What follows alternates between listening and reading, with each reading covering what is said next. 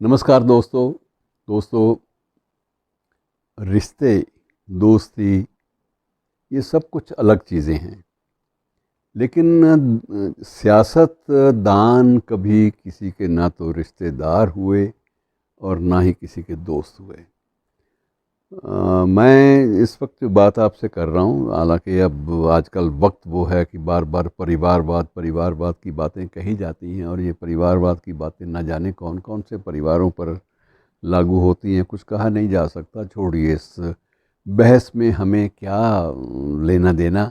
लेकिन एक बात ज़रूर है कि दोस्ती कई बार उसके मुल्क की जहाँ तक बात हो, राजनीति की बात हो, सियासत की बात हो, वहाँ भी आदमी को बचा कर नहीं रख सकती।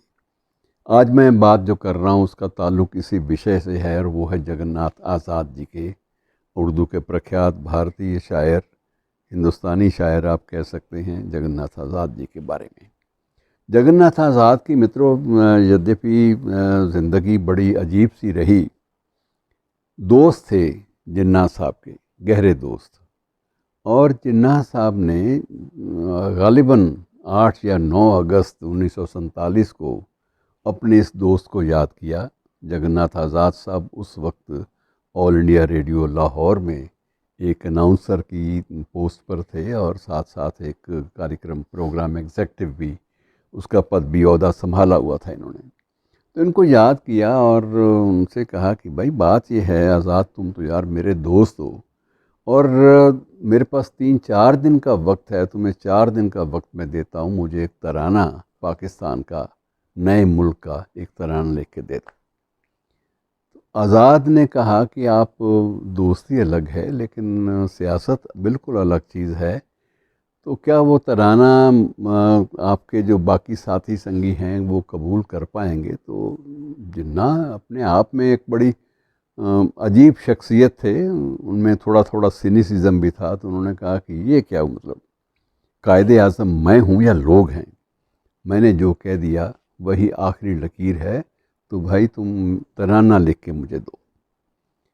फिर जगन्नाथ आज़ाद साहब ने बाद में एक इंटरव्यू में ये भी बताया कि इन्होंने जिन्ना साहब से फिर कहा कि 2 नाम ऐसे हैं, मैं आपको तजवीज़ कर देता हूँ, मेरे से ज़्यादा एक्सेप्टेबल होंगे आपके सारे मुआशरे में, सारे परिवेश में, और वो 2 नाम है फैज़ अहमद फैज़ का और हफ़ीज़ जालंधरी का। और जिन्ना ने कहा ना, मुझे दोनों ही नाम कबूल नहीं है, और उसकी अलग अलग वजूहात हैं। फैज़ का पता नहीं वो क्या लिख के दे दे, और उसका तराना अगर वो ठीक ना बैठा, वो कहीं दुनिया भर की बातें करने लगे, वो तो कामरेड आदमी है, तो मैं उसी जोखिम नहीं उठाऊंगा, मैं ये कबूल नहीं करूंगा। और हफ़ीज़ साहब कहीं कुछ ज़्यादा उसमें रूमानियत ले आए तो वो भी मुझे कबूल नहीं, और ना मेरे परिवेश में कबूल होगी। तुम समझते हो इन चीज़ों की नज़ाकत को, और मुझे एक पाकिस्तान के लिए एक कौमी तराना अर्थात राष्ट्रगीत एक लिख के दो।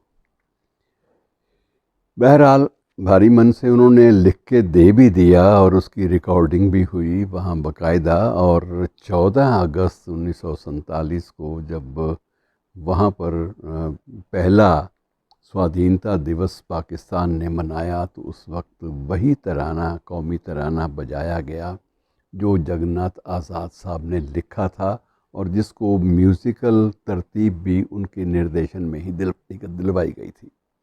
ये सब तो हो गया, लेकिन अब ये मामला तो थोड़े दिन का था। जो ही उन्होंने आंखें मूंदी कायदे आज़म ने, उसके साथ साथ ही दोस्ती का सिलसिला भी और सरपरस्ती का सिलसिला भी ख़त्म, और आज़ाद साहब भी वापस अपने इधर भारत में लौट चुके थे, इसलिए कि अब यहाँ रहना मेरे लिए मुश्किल है, तो बेहतर है कि मैंने दोस्ती निभा दी, उनको तराना लिख के दे दिया, मेरा काम हो गया, मैं वापस चलूँ।